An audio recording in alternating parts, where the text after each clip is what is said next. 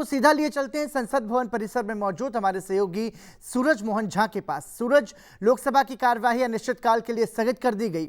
उत्पादकता के लिहाज से कैसे आंक रहे हैं इस सदन को? आपके साथ सांसद भी मौजूद हैं, क्या कहेंगे? पराक्रम, अगर हम उत्पादकता के लिहाज से बजट सत्र की बात करें, पहला और दूसरा चरण हमने देखा। पहले चरण में भी एक हिस्सा हमने बाधित होते हुए देखा था विपक्ष के हंगामे की वजह से, दूसरे हिस्से में भी हमने शुरुआती तौर पर देखा था। लेकिन उसके बदले में हमने एक दूसरी तस्वीर जो संसद से हमने एक सुखद और सकारात्मक तस्वीर ये देखी थी कि जितना समय गतिरोध की वजह से बर्बाद हुआ था, उस समय को ज़्यादा समय तक बैठकर, मध्य रात्रि तक बैठकर सांसदों ने विधायी कामकाज की बात हो, चाहे वित्तीय बजट से जुड़े हुए कामकाज की बात हो या फिर शून्यकाल में जनहित के मुद्दे उठाने की बात हो, इस पे अतिरिक्त समय देकर सांसदों ने कार्य उत्पादकता को बढ़ाया है। और जिस हिसाब से आज पता चला कि 114% के आसपास कार्य उत्पादकता इस बजट सत्र की रही, तो ये अपने आप में ही एक सुखद और सकारात्मक तस्वीर संसद की पेश करता है। पराक्रम, इस समय मेरे साथ बातचीत करने के लिए महाराष्ट्र के पुणे से सांसद हैं गिरीश बापट जी। आप काफ़ी वरिष्ठ सांसद हैं, इससे पहले महाराष्ट्र में आप मंत्री भी रह चुके हैं। गिरीश जी, अगर मैं बात करूं बजट सत्र की, तो इसे आप किस तरह से आंकेंगे? देखो, ये बजट सत्र बहुत ही यशस्वी हो गया, क्योंकि बिल और बजट ये दोनों पे चर्चा लंबी तक चलती रही और सांसदों का जो सक्रिय सहभाग था वो बहुत ही इम्पोर्टेंट था, क्योंकि बजट के हर एक मुद्दे पर चर्चा कर रहे थे, बजट की मांग भी कर रहे थे, क्योंकि डेवलपमेंट के लिए हर सांसद चाहता था कि हमारे कॉन्स्टिट्यूंसी में हो या स्टेट में हो, ज़्यादा से ज़्यादा फंडिंग होना चाहिए। और बजट में भी बहुत अच्छा प्रोविज़न किया है। मुझे लगता है चाहे वो बिल पे चर्चा हो या डिमांड्स पे चर्चा हो, बहुत पार्टिसिपेशन, मैंने 1 साल 1.5 साल में जो देखा, सबसे ज़्यादा पार्टिसिपेशन और पॉजिटिविटी अभी ये बजट में मुझे देखने पड़ी। जैसा शून्यकाल है और 377 है, उसमें भी बहुत सारे सांसदों ने सहभाग लिया था, सम्मिलित हुए थे और हर एक के जो खुद के प्रश्न रहते, चाहे वो स्टेट के हो या अपने कॉन्स्टिट्यूंसी के हो, वो उठाने का प्रयास कर रहे थे और उनको सफिशिएंट टाइम भी मिल रहा था और टाइम भी दे रहे थे और मंत्रियों ने भी अच्छी तरह से उत्तर देके समाधान किया है। तो मुझे लगता है कि ये बजट बहुत ही यशस्वी बजट हुआ। एक अच्छा संदेश पूरे देश पर ये बजट के माध्यम से और संसद के माध्यम से लोगों के पास जाएगा। चाहे सामान्य आदमी के जो प्रश्न रहते हैं, उस सभी प्रश्नों पे चर्चा, चाहे वो किसान हो या मजदूर हो या शिक्षा के बारे में हो, बजट में जितने विषय थे उसके ऊपर सविस्तर चर्चा हो गई। तो एक यशस्वी बजट हो गया और सारे मंत्रीगण भी उसमें उपस्थित थे और मुझे लगता है कि एक पॉजिटिव मैसेज देश में यह संसद के माध्यम से लोगों के सामने गया है। अगर हम बात करें जो बजटीय चर्चाएं हुई उसके लिहाज से, तो आप किस तरह से बजट को देखते हैं? नहीं, ऐसा है कि स्टेट में जो फंडिंग जाता है और जहाँ तक केंद्र सरकार का संबंध आता है, बहुत सारी योजना पे ज़्यादा से ज़्यादा कोविड का इफ़ेक्ट होते हुए भी बजट में कटौती नहीं की है और ज़्यादा से ज़्यादा पैसा देने की कोशिश केंद्र सरकार ने की है। मुझे लगता है कि देश को आगे बढ़ाने के लिए और ये कोविड के माध्यम से जो एक कठिनाई सामने आई थी, उसको सामना करने के लिए ये बजट बहुत उपयुक्त होगा। तो हमारे साथ अभी महाराष्ट्र के सांसद गिरीश बापट जी से जो बता रहे थे कि जो बजट था वो काफ़ी अच्छा रहा और जो संसद में जिस तरह की चर्चाएं रही वो काफ़ी सकारात्मक रही। हमारे साथ कुछ और सांसद जुड़े हुए हैं जिनको मैं चर्चा के लिए बुलाना चाहता हूं। हमारे साथ पूर्व केंद्रीय मंत्री और ग्रेटर नोएडा से सांसद, माफ़ कीजिएगा, नोएडा से सांसद महेश चंद्र शर्मा जी हैं। उनसे हम बात करते हैं। सर, लोकसभा टीवी में आपका स्वागत है। नमस्ते। सर, अगर हम बात करें, अब अनिश्चितकाल के लिए संसद को स्थगित, लोकसभा को भी स्थगित किया गया है। जिस तरह से हमने पहले हिस्से और दूसरे हिस्से में कामकाज को देखा, थोड़ा गतिरोध दोनों हिस्से में हुआ, लेकिन उसके बाद हमने देखा सांसदों ने अतिरिक्त समय तक बैठ के, कई बार तो मध्य रात्रि से ज़्यादा बैठकर भी विधायी कामकाज हो या बजटीय चर्चाएँ हों, उसे पूरा किया। किस तरह से आप देख रहे हैं?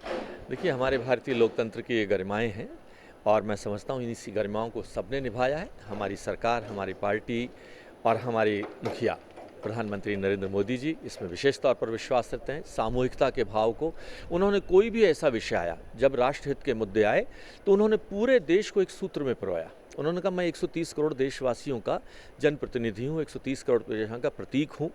जब भी कभी विश्व पटल पर वो जाते हैं तो वो 130 करोड़ भारतवासियों के प्रतिनिधि के रूप में वहाँ अपनी छवि प्रदर्शित करते हैं। देशवासियों का भी सीना चौड़ा हो जाता है जब वो विश्व के नेताओं से गलबैयाँ करते हैं, तो हर भारतवासी ये महसूस करता है कि ये मेरे प्रधानमंत्री हैं। और आज उन्होंने भारत, भारतीयता और भारत का सम्मान विश्व पटल पर ऊंचाई पर पहुंचाया है।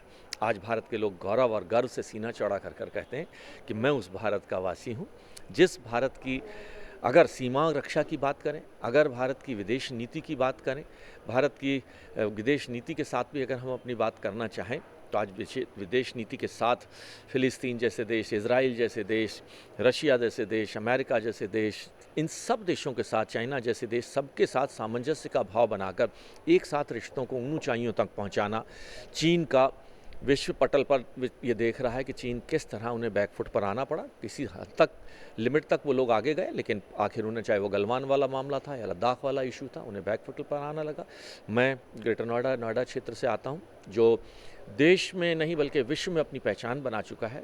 एनसीआर का महत्वपूर्ण क्षेत्र होने के साथ साथ मुझे खुशी है कि मेरे अपने क्षेत्र के अंदर माननीय प्रधानमंत्री जी ने एक विश्व का 4थे नंबर का एयरपोर्ट आज जेवर एयरपोर्ट के दिया, जहाँ 6 एयर स्ट्रिप्स होंगी, जो दिल्ली से 2.5 गुना बड़ा, बम्बई से 4 गुना बड़ा होगा। और उद्योगों का मैं समझता हूँ इतना बड़ा विश्वास हमारे क्षेत्र के अंदर जागा है। विश्व की कंपनियां, हायर जैसी कंपनियां, वीवो जैसी कंपनियां, जिसकी बात हम कहते हैं कि हमारे देश में 2 खाली मोबाइल की कंपनियां थी, आज 80 कंपनियां मोबाइल की हैं।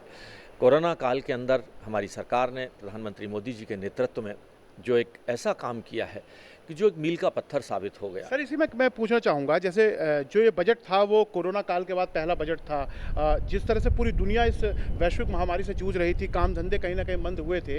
हमने देखा था कोरोना काल के बीच में ही प्रधानमंत्री मोदी ने एमएसएमई सेक्टर को बूस्टअप करने के लिए कुछ रियायतें दी, आत्मनिर्भर भारत अभियान की शुरुआत हुई। इस बजट में उसकी भी झलक देखने को मिली। देखिए, प्रधानमंत्री जी का एक काम करने का तरीका है, कोई आपदाओं में भी विश्वास जागृत कर कर देश की जनता को उन्होंने इकट्ठा किया। और आज मुझे खुशी का, आज हम 1 लाख करोड़ से ऊपर का हम जीएसटी संग्रह कर रहे हैं, टैक्स संग्रह कर रहे हैं। उद्योग अपने दोबारा अपने काम धंधे पर आ गए हैं। जो लोगों ने अपने धंधे बदले, जो किट्स, पीपीपी किट्स, मास्क और इन चीज़ों का, सैनिटाइज़र, इसमें हम विश्व को सप्लायर बन गए हैं। वैक्सीन जैसी चीज़ जो हम विश्व में सबसे बड़े वैक्सीन के मैन्युफैक्चरर और सप्लायर बन गए हैं। हाइड्रोक्सीक्लोरोक्विन टैबलेट की बात हुई थी कल, बहुत बड़ी बात कही हमारे विदेश मंत्री ने कि कहाँ एक देश विश्व को वायरस दे रहा था और हम उसकी वैक्सीन दे रहे और दवाइयाँ हम पूरे विश्व को दे रहे थे।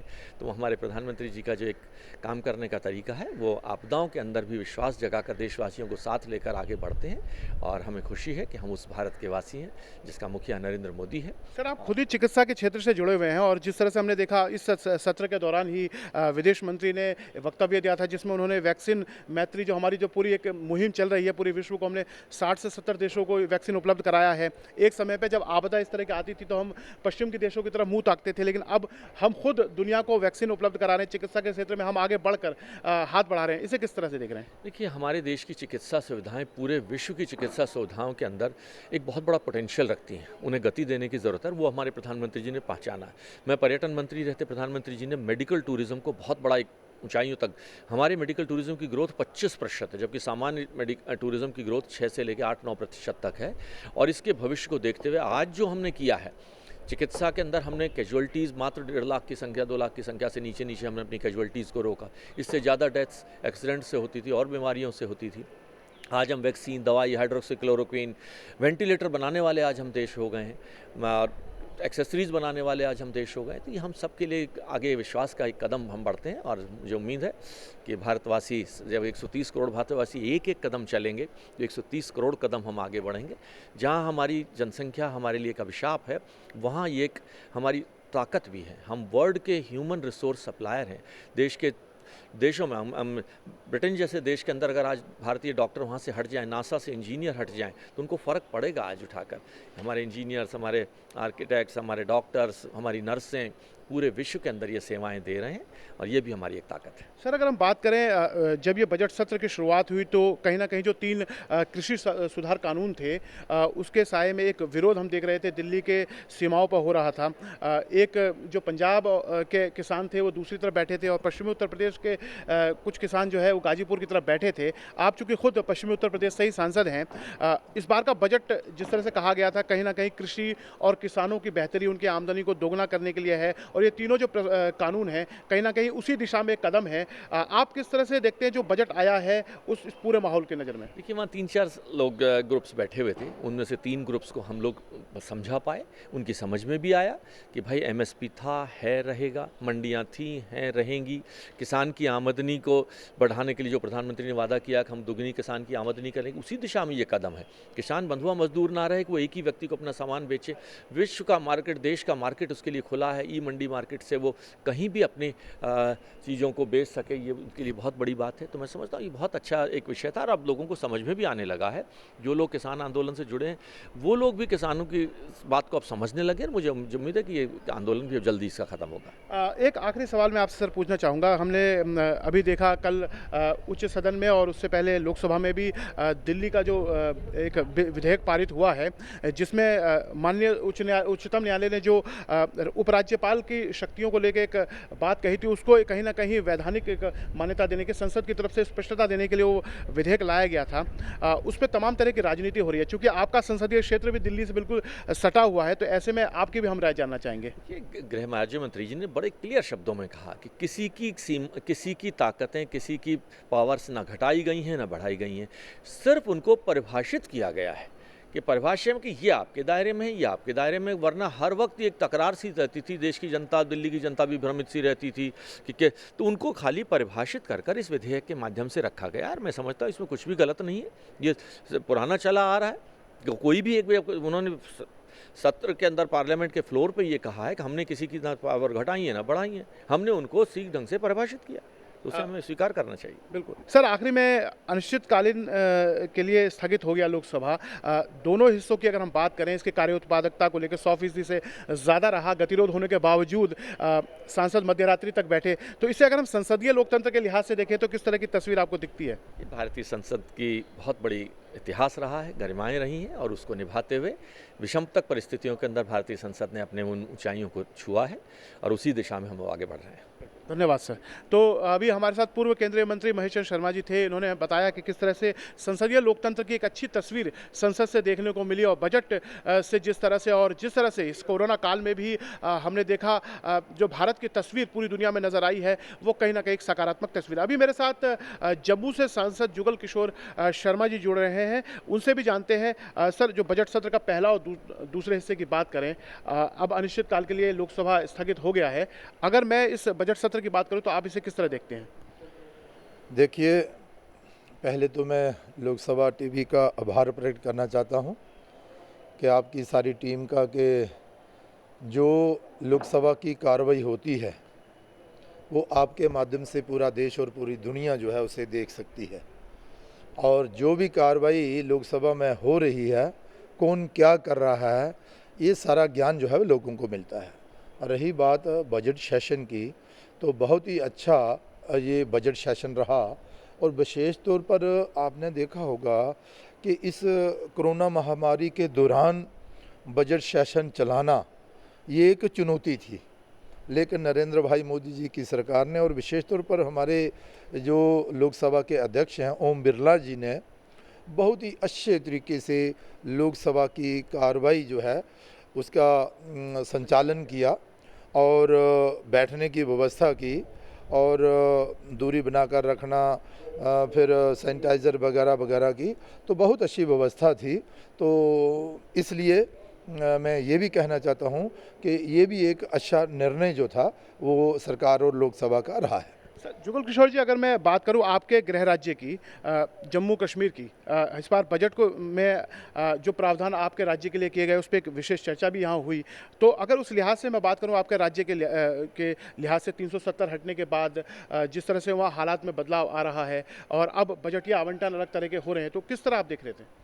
देखिए, जम्मू कश्मीर के लिए ये ऐतिहासिक बजट था और धारा 370 हटने के बाद बहुत सारे ऐसे काम जो आज तक हुए नहीं थे उनके लिए भी बजट का प्रावधान जो है वो किया गया है।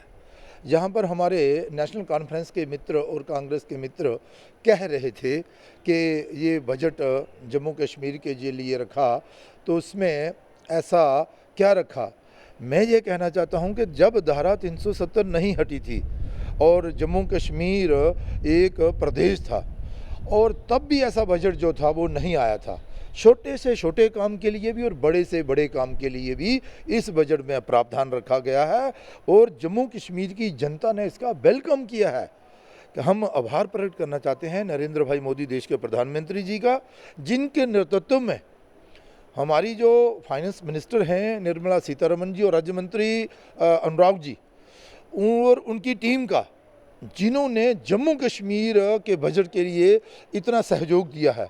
मैं मानता हूं कि हमारे जो इस समय जम्मू कश्मीर में लेफ्टिनेंट गवर्नर मनोज सिन्हा जी हैं, वो एक बहुत ही अच्छे और सोशल वर्कर के नाते उन्होंने काम भी किया है। उन्हें पता है कि जम्मू कश्मीर प्रदेश की क्या समस्याएं हैं, लोगों को किस चीज़ की ज़रूरत कहां पर है, और उनका भी पूरा सहयोग और उन्होंने जो सुझाव दिए उस पर भी केंद्र सरकार ने अपनी मुहर लगाई। और जितनी भी हमारी मांग थी, जितनी भी हमारी डिमांड थी, जो पैसा जम्मू कश्मीर को चाहिए था वो सारा का सारा पैसा इस बजट में दिया है। और इससे भी अलावा जो हमारी इंडस्ट्री को उठाने के लिए, वहाँ के लोगों को, नौजवानों को रोज़गार देने के लिए जो कदम उठाए हैं, सराहनीय कदम है। मैं ये कह सकता हूँ कि आज तक के इतिहास में जम्मू कश्मीर के लिए सबसे बेहतरीन जो बजट है वो नरेंद्र भाई मोदी जी का इस बार का जो बजट है, जिससे कि लोग खुश हैं। बिल्कुल। तो जैसे कि सांसद जी बता रहे हैं कि इस बार का जो बजट था जम्मू कश्मीर के लिहाज से वो ऐतिहासिक था। सर, मैं आपसे एक सवाल पूछना चाहूँगा। जिस तरह से अभी तो लोकसभा अध्यक्ष ओम बिरला जी कोरोना पॉजिटिव हो गए तो सदन से इस हफ्ते नहीं रहे, लेकिन जिस तरह से उन्होंने प्रयास पहले सत्र दूसरे सत्र में किए, हमने देखा शून्यकाल को लेकर, क्योंकि सांसद शून्यकाल के माध्यम से अपने क्षेत्र के जनहित के मुद्दों को उठाते हैं और उनकी बड़ी उत्सुकता रहती है कि वो उनको एक फोरम मिले जिसमें वो बात को रखें। और हमने देखा है लोकसभा अध्यक्ष पूरा प्रयास करते हैं कि शून्यकाल के माध्यम से जो है सांसद जनहित के मुद्दों को उठाएं, और हमने देखा इसके लिए सदन मध्य रात्रि तक चला।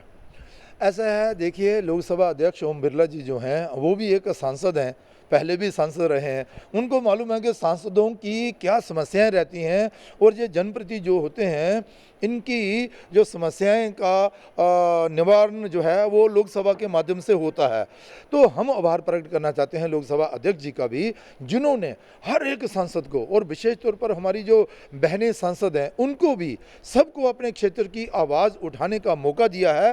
और इसके अलावा भी जो डिस्कशंस हुई हैं, जो जहाँ पर बिलों पर चर्चा हुई है, यो जहाँ पर महामहिम राष्ट्रपति जी के उद्बोधन के बाद उस पर जो चर्चा हुई है उसमें भी सब लोगों ने भाग लिया है और अपने अपनी बात रखी है।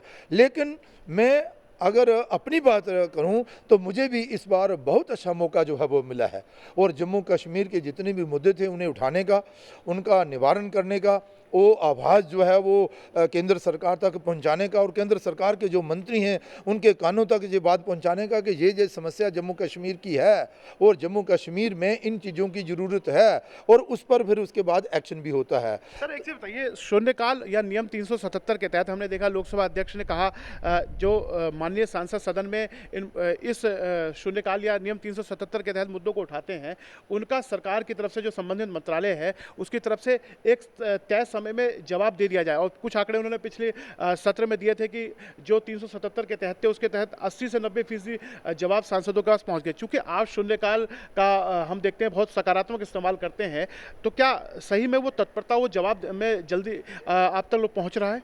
बिल्कुल, देखिए लोकसभा अध्यक्ष जी के निर्देशानुसार जो मंत्रालय हैं वो नोट करते हैं और समस्या का समाधान करने के लिए प्रयास करते हैं। कई बार फिर सांसदों को भी फ़ोन करते हैं कि ये जो आपने प्रश्नकाल के दौरान या जीरो हावर के दौरान आपने जिस समस्या को उजागर किया था, इसका कैसे समाधान करते हैं, और फिर उसका संज्ञान लिया जाता है। इस बात की हमें खुशी है कि चाहे वो 377 हो या जीरो हावर हो, जो भी मुद्दे लोकसभा में उठाए जाते हैं उनका संज्ञान लिया जाता है, उन समस्याओं का समाधान करने का जो है वो प्रयास किया जाता है। और विशेष तौर में बात करूं कि पहले जो सत्र रहे हैं उसमें भी और इस बार सत्र में भी 11-11 बजे तक लोग जो हैं वो बैठे रहते हैं और अपनी समस्या का समाधान करने के लिए, और लोकसभा द्वारा भी प्रश्नों को उठाने का मौका जो है वो दिया जाता है। तो इससे लगता है कि एक तो क्षेत्र के जो लोग रहते हैं जनप्रतिनिधि के प्रति वो देखते हैं, बात करते हैं कि मेरा जनप्रतिनिधि जो है वो कैसा काम लोकसभा में कर रहा है, ये जो परिस्थितियां, ये जो मौका मिलता है उसका लाभ उठाता है कि नहीं उठाता है, तो अच्छा लगता है और फिर समस्याओं का समाधान भी होता है। मैं इतना जरूर कहूँगा कि इस बार वाला जो बजट सेशन रहा एक कामयाब बजट सेशन रहा। हालांकि विपक्ष ने बाधाएं डाली, जो पहला हफ्ता था उसमें काम कम हो पाया, लेकिन उसके बाद सुचारू रूप से हमारा जो लोकसभा की कार्रवाई जो है वो हुई है, और वो जो पीछे थोड़ी कमी रही थी उस कमी को भी पूरा करने का प्रयास जो है वो बाद में किया गया है। सर, आपने हमसे बात की, बहुत बहुत धन्यवाद। धन्यवाद। मैं एक बार फिर लोकसभा टीवी का और उसकी पूरी टीम का आभार प्रकट करता हूं कि आपके माध्यम से हर देश के कोने में लोकसभा की कार्रवाई जो है वो पहुंचती है, लोगों को जानकारियां प्राप्त होती हैं। धन्यवाद। धन्यवाद सर। तो हमारे साथ अभी थे जम्मू से सांसद जुगल किशोर शर्मा जी, जो बता रहे थे कि किस तरह से बजट सत्र जो है वो सकारात्मक रहा और उसके काफ़ी बेहतर नतीजे निकले हैं। अब इसी उम्मीद के साथ कि जिस तरह से बजट सत्र में कुछ गतिरोध हुआ, लेकिन उसके बावजूद सांसदों ने अतिरिक्त समय से बैठकर 100% से ज़्यादा कार्य उत्पादकता को बना कर रखा, तो इसी उम्मीद के साथ अब चूंकि अनिश्चितकाल के लिए लोकसभा स्थगित हो गई है, अब मानसून सत्र में जब लोकसभा फिर से बैठेगी तो इसी तरह का कार्य उत्पादकता हमें देखने को मिलेगा। धन्यवाद सूरज इस तमाम जानकारी के लिए।